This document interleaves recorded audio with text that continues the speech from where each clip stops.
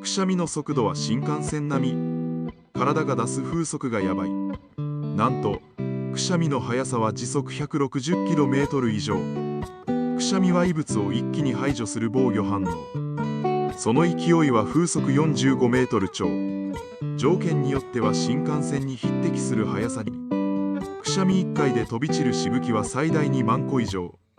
しかも2メートル以上先まで飛ぶので、マスクなしだと周囲への影響も大。くしゃみはただの鼻の反応ではなく、体の超パワフルな防衛機能。